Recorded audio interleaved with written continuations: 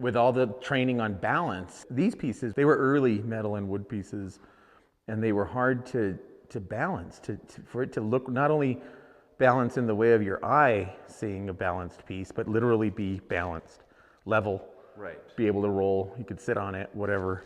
So there's this sense of function that's... Yeah, you can weld something together and that makes a lot more sense, but trying to add the wood and the metal was kind of tough in the beginning. I found it to be difficult even.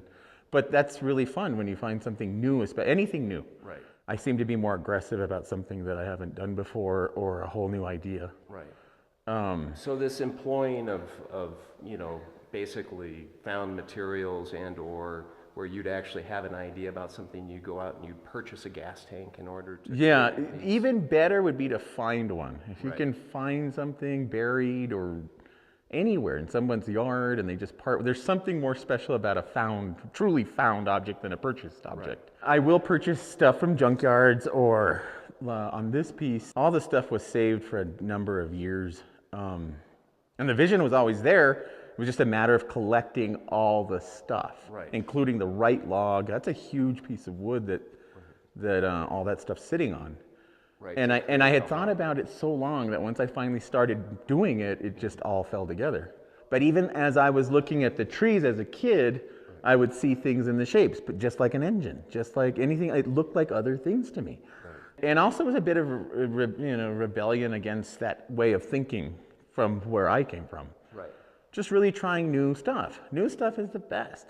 A lot of this stuff came to me in dreams. The hog was born of the pin that runs through the front axle, that piercing in her ankle. And that's where that came from. And it kind of just went that way from the hooves back. It just started literally coming together from there. But the idea came from a dream of a pig's hooves with a wheel between it.